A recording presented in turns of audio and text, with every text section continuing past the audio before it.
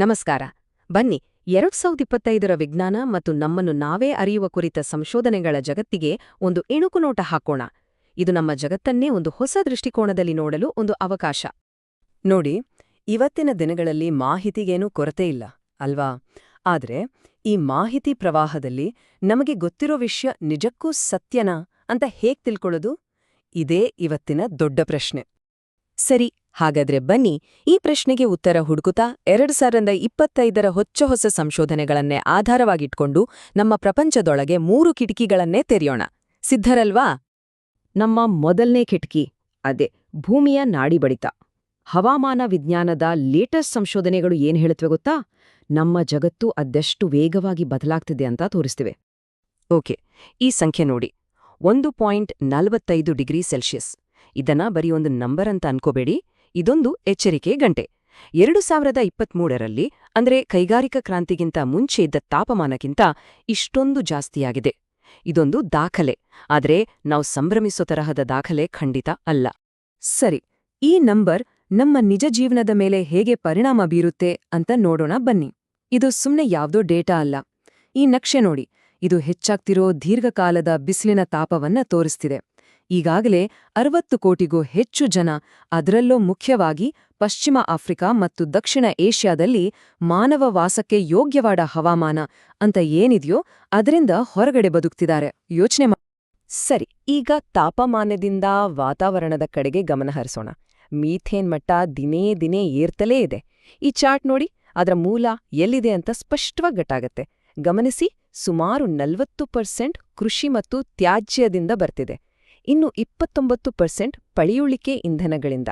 ಇವೆರಡೂ ಕೂಡ ಮನುಷ್ಯರ ಚಟುವಟಿಕೆಗಳಿಂದಲೇ ಆಗ್ತಿರೋದು. ಇನ್ನೊಂದು ಅಂಕಿಅಂಶ ಇದೆ, ಕೇಳಿದ್ರೆ ನಿಜಕ್ಕೂ ಶಾಕ್ ಆಗತ್ತೆ. 84 ಟ್ರಿಲಿಯನ್ ಅಮೆರಿಕನ್ ಡಾಲರ್ಗಳು. ಹೌದು, ನೀವು ಸರಿಯಾಗಿಯೇ ಕೇಳಿಸ್ಕೊಂಡಿರಿ. ಸಾಗರಗಳು ಬಿಸಿಯಾಗ್ತಿರೋದ್ರಿಂದ ಈ ಶತಮಾನದಲ್ಲಿ ಎದುರಾಗಬಹುದಾದ ತೀವ್ರ ಎಲ್ ನೀನೋಗಳಿಂದ ಉಂಟಾಗೋ ಆರ್ಥಿಕ ನಷ್ಟವಿದು. ಇದು ಜಗತ್ತಿನ ಎಷ್ಟೋ ದೇಶಗಳ ಒಟ್ಟು ಜಿಡಿಪಿಗಿಂತನೂ ಹೆಚ್ಚು. ಅಂದ್ರೆ ನೀವೇ ಊಹಿಸಿ. ಹಾಗಾದ್ರೆ ಈ ಮೊದಲನೇ ಕಿಟಕಿಯಿಂದ ನಾವು ಏನರ್ಥ ಮಾಡ್ಕೋಬೇಕೋ? ಸಿಂಪಲ್, ನಮ್ಮ ಭೂಮಿಯ ಆರೋಗ್ಯ ಆತಂಕಕಾರಿ ಮಟ್ಟದಲ್ಲಿ ಬದಲಾಗ್ತಿದೆ. ಇದು ನೇರವಾಗಿ ನಮ್ಮ ಜೀವನದ ಮೇಲೆ, ನಮ್ಮ ಆರ್ಥಿಕತೆಯ ಮೇಲೆ ಪರಿಣಾಮ ಬೀರುತ್ತಿದೆ. ಓಕೆ, ನಮ್ಮ ಗ್ರಹದ ಭವಿಷ್ಯದ ಬಗ್ಗೆ ನೋಡಿದ್ವಿ. ಈಗ ಒಂದು ಟೈಮ್ ಟ್ರಾವೆಲ್ ಮಾಡೋಣ, ನಮ್ಮ ಆಳವಾದ ಭೂತಕಾಲಕ್ಕೆ. ನಮ್ಮ ಎರಡನೇ ಕಿಟಕಿ ಗತಕಾಲದ ಪ್ರತಿಧ್ವನಿಗಳು. 2025ರಲ್ಲಿ ಸಿಕ್ಕಿರೋ ಪುರಾತತ್ವ ಸಂಶೋಧನೆಗಳು ನಮ್ಮ ಇತಿಹಾಸವನ್ನೇ ಹೇಗೆ ಮತ್ತೆ ಬರಿತಿವೆ ಅಂತ ನೋಡೋಣ. ಟರ್ಕಿಯ ಕಾರಹಾನ್ ಟೆಪೆಯಲ್ಲಿ ಸಿಕ್ಕಿರೋ ಈ ಒಂದು ಅದ್ಭುತವನ್ನ ನೋಡಿ. ಇದೊಂದು ಬೃಹತ್ ಆಂಫಿಥಿಯೇಟರ್ ತರಹ ಇದೆ. ಆದ್ರೆ ಇದರ ವಿಶೇಷತೆ ಏನು ಗೊತ್ತಾ? ಇದು ಸುಮಾರು ಕ್ರಿಸ್ತಪೂರ್ವ 9400 ವರ್ಷಗಳಷ್ಟು ಹಳೆಯದು. ಅಂದ್ರೆ ಗ್ರೀಕ್ ಅಥವಾ ರೋಮನ್ ರಚನೆಗಳಿಗಿಂತ ಸಾವಿರಾರು ವರ್ಷ ಹಳೆಯದು. ಅಷ್ಟೇ ಅಲ್ಲ, ಇದನ್ನ ಕಟ್ಟಿದ್ದು ಬೇಟೆಗಾರ ಸಂಗ್ರಹಕಾರರು. ಅಂದ್ರೆ ಕೃಷಿ ಶುರುವಾಗೋಕ್ಕೂ ಮುಂಚೆನೇ ಇಷ್ಟೊಂದು ಸಂಕೀರ್ಣವಾದ ಸಮಾಜ ಇತ್ತು ಅನ್ನೋದಕ್ಕೆ ಇದೊಂದು ದೊಡ್ಡ ಸಾಕ್ಷಿ. ಇದು ನಮ್ಮ ಇತಿಹಾಸದ ಪುಸ್ತಕದ ಪುಟಗಳನ್ನೇ ಬದಲಾಯಿಸತ್ತೆ ಅಲ್ವಾ? ಈಗ ಬೃಹತ್ ಕಟ್ಟಡಗಳಿಂದ ಕಳೆದುಹೋದ ಒಂದು ಭಾಷೆಯ ಕಡೆಗೆ ಹೋಗೋಣ. ಇದು ಧೋಪಾರಿ ಲಿಪಿ. ಓಮನ್ನಲ್ಲಿ ಸಿಕ್ಕಿರುವ ಸುಮಾರು 2400 ವರ್ಷ ಹಳೆಯ ಇಸ್ಲಾಂ ಪೂರ್ವ ಬರವಣಿಗೆ ಇದು. ಇದನ್ನ 2025ರಲ್ಲಿ ಕೊನೆಗೂ ಅರ್ಥೈಸಿಕೊಳ್ಳಲಾಗಿದೆ. ಈ ಒಂದು ಬ್ರೇಕ್ ಥ್ರೂ ಇಂದ ಕಳೆದು ಹೋಗಿದ್ದ ಒಂದು ಭಾಷೆ ಮತ್ತು ಪ್ರಾಚೀನ ದೇವತೆಗಳ ಬಗ್ಗೆ ನಮ್ಗೆ ಹೊಸ ಮಾಹಿತಿ ಸಿಕ್ಕಿದೆ. ಹಾಗಾದ್ರೆ ಈ ಎರಡನೇ ಕಿಟಕಿಯಿಂದ ನಮ್ಗೆ ಏನ್ ತಿಳಿತು? 1. ಮಾನವ ಸಮಾಜದ ಸಂಕೀರ್ಣತೆ ನಾವು ಅಂದುಕೊಂಡಿದ್ದಕ್ಕಿಂತಲೂ ಬಹಳ ಹಳೆಯದು. 2. ನಮ್ಮ ಭೂತಕಾಲದಿಂದ ಕಳೆದು ಹೋಗಿದ್ದ ಕತೆಗಳನ್ನ, ಧ್ವನಿಗಳನ್ನ ನಾವು ಮತ್ತೆ ಪಡಿತಾ ಇದ್ದೀವಿ. ಅಂದ್ರೆ ಇತಿಹಾಸ ಅನ್ನೋದು ಮುಗಿದುಹೋದ ಅಧ್ಯಾಯವಲ್ಲ, ಅದನ್ನ ನಿರಂತರವಾಗಿ ಅಗೆದು ಮತ್ತೆ ಮತ್ತೆ ಓದಲಾಗ್ತಿದೆ. ಸರಿ, ಹೊರಗಿನ ಪ್ರಪಂಚದ ಆವಿಷ್ಕಾರಗಳಿಂದ ಈಗ ನಮ್ಮ ಒಳಗಿನ ಪ್ರಪಂಚಕ್ಕೆ ಹೋಗೋಣ. ನಮ್ಮ 3ನೇ ಹಾಗೂ ಕೊನೆಯ ಕಿಟಕಿ, ನಾವು ನಮಗೇ ಹೇಳಿಕೊಳ್ಳುವ ಕಥೆಗಳು. ಜ್ಯೋತಿಷ್ಯದಿಂದ ಹಿಡಿದು ಮನೋವಿಜ್ಞಾನದವರೆಗೆ ಈ ನಂಬಿಕೆ ಅನ್ನೋದು ಹೇಗೆ ಕೆಲಸ ಮಾಡುತ್ತೆ ಅನ್ನೋದನ್ನ ನೋಡೋಣ. ನೋಡಿ, ಎಲ್ಲರ ಮನ್ಸಲ್ಲೂ ಒಂದು ಪ್ರಶ್ನೆ ಇರುತ್ತೆ. ನಮ್ಮ ವ್ಯಕ್ತಿತ್ವ ನಿಜವಾಗ್ಲೂ ನಕ್ಷತ್ರಗಳಲ್ಲಿ ಬರ್ದಿರುತ್ತಾ? ಇದೇನಿವತ್ತಿನ ಪ್ರಶ್ನೆ ಅಲ್ಲ, ಸಾವಿರಾರು ವರ್ಷಗಳಿಂದ ಮನುಷ್ಯರು ಕೇಳ್ತಾ ಬಂದಿರೋ ಪ್ರಶ್ನೆ. ಒಂದು ಹೊಸ ಸಂಶೋಧನೆ ಇದೇ ಪ್ರಶ್ನೆಗೆ ಉತ್ತರ ಹುಡುಕೋಕೆ ಪ್ರಯತ್ನಿಸಿದೆ.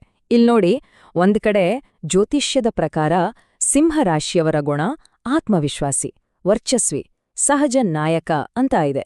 ಇನ್ನೊಂದ್ ಕಡೆ ಸೈಕಾಲಜಿಯ ಬಿಗ್ 5 ಪರ್ಸನಾಲಿಟಿ ಮಾಡೆಲ್ ಪ್ರಕಾರ ಬಹಿರ್ಮುಖತೆ ಅನ್ನೋ ಗುಣ ಇದೆ.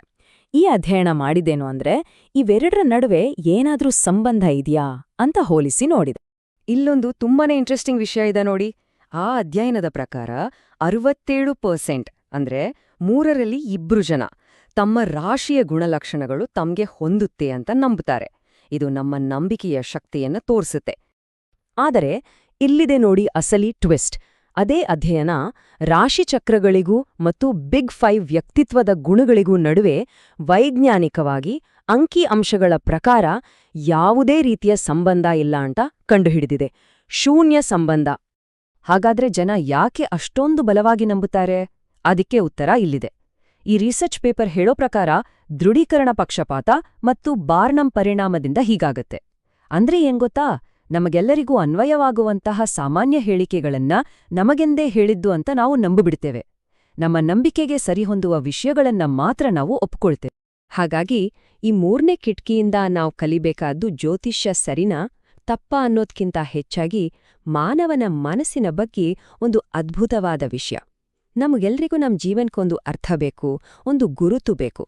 ಅದಕ್ಕೋಸ್ಕರ ನಾವು ನಮ್ಗೆ ಕಥೆಗಳನ್ನ ಕಟ್ಕೊಳ್ತೇವೆ. ವೈಜ್ಞಾನಿಕ ಪುರಾವೆ ಇಲ್ದಿದ್ರೂ ಸಹ ನಂಬಿಕೆ ಅನ್ನೋದು ಎಂತಹ ಶಕ್ತಿಯುತ ಮಾನಸಿಕ ಸಾಧನ ಆಗಬಲ್ಲದು ಅನ್ನೋದಕ್ಕೆ ಇದೇ ಉದಾಹರಣೆ.